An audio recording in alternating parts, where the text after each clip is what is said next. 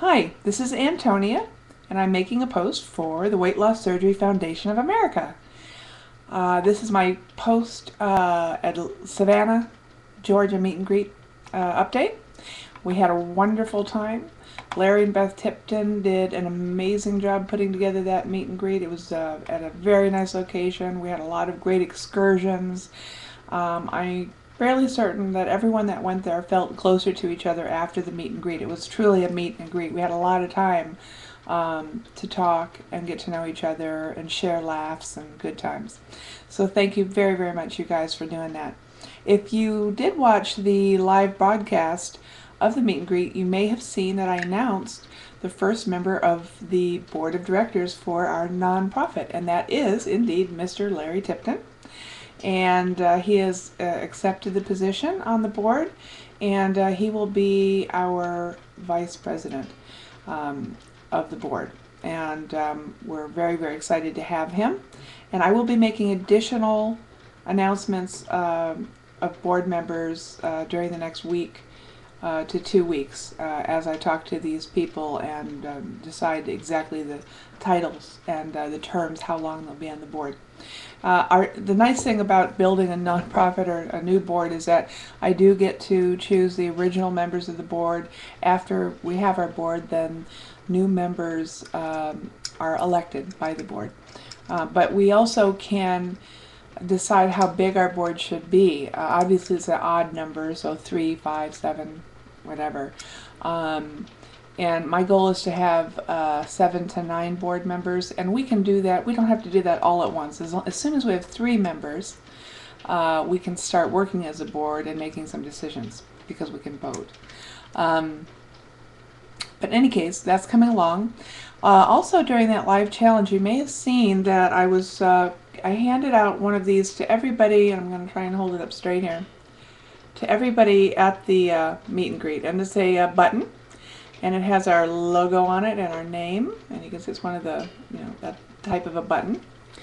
And I issued everyone a challenge in the room. I gave them each one, and I told them that they could have a second one, that I think that these are going to be valuable little guys because they're the original giveaway for our promotional item for our nonprofit that will be historic. So anyway, I said you can have that and keep it, but I want to give you a second one as part of a challenge.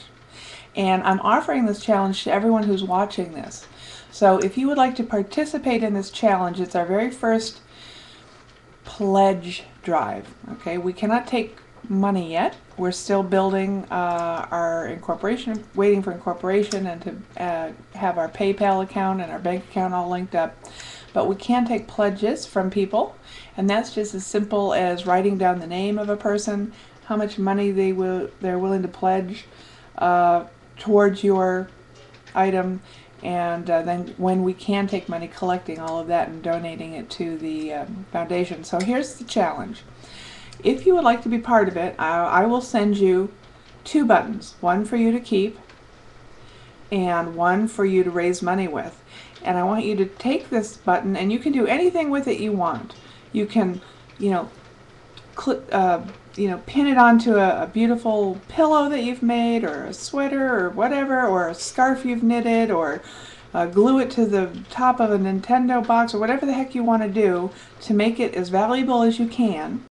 And then take pledges from people and raise money and try and get the highest price that you can for that second button.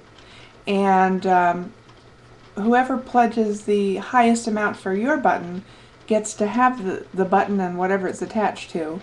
And then that money, when we're ready, those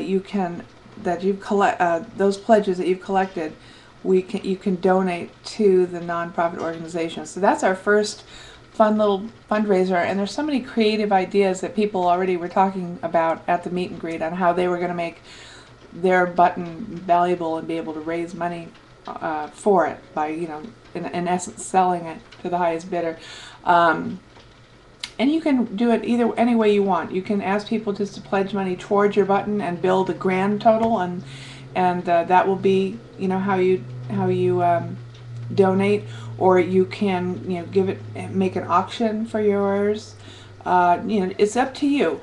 And then whoever raises the most money from the challenge, and we get the highest amount of donations from that person, we are going to honor them and then at the nonprofit, and we're thinking ourselves about the best way to do that. We may name a fund after you. One of the grants will always be named after you, or one of our donation levels maybe will be named after your screen name or YouTube name or Facebook name or whatever it is. So we're still working on that, but we will honor you in some way forever with the foundation as one of our very first fundraisers. So anyway, that's your challenge, and I hope you take it. The next thing I wanted to talk about is volunteering. We have we have many volunteers. I'm sorry. We have over 70 people that filled out volunteer surveys and have offered to help in all different ways. Over 30 people checked off the box of data entry. Beth Plone and Aaron Brewster are calling people, asking them to volunteer their time for a large data entry project. And if they have called you, that's great. You may still be hearing from them.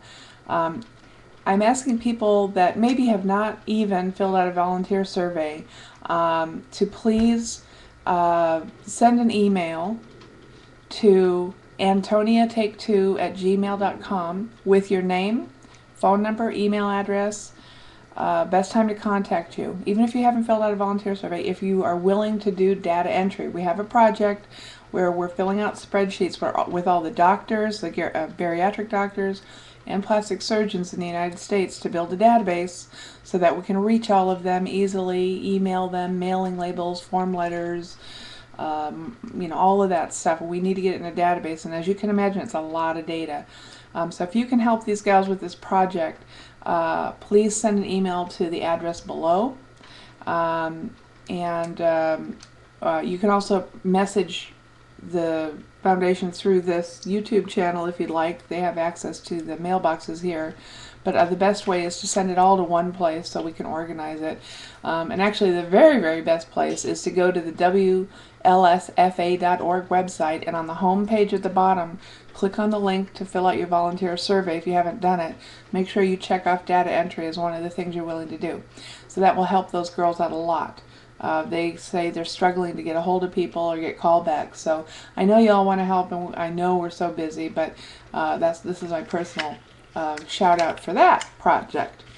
And anyway, I was going to have a meeting on the 29th of this month for volunteers. I'm going to postpone that. I will announce when we're going to have that. I'm just looking at the calendar. I'm guessing because of the trip and work issues and other things, I think I'm going to have to postpone it till next month on the 5th.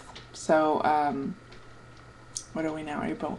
So May 5th, which is a Wednesday. But I'll put the new date on the calendar on our website and send an email out from the website to everyone who might need to attend that. So anyway, had a great time. So glad I got to meet so many people, and I look forward to hearing from many of you soon. Bye-bye.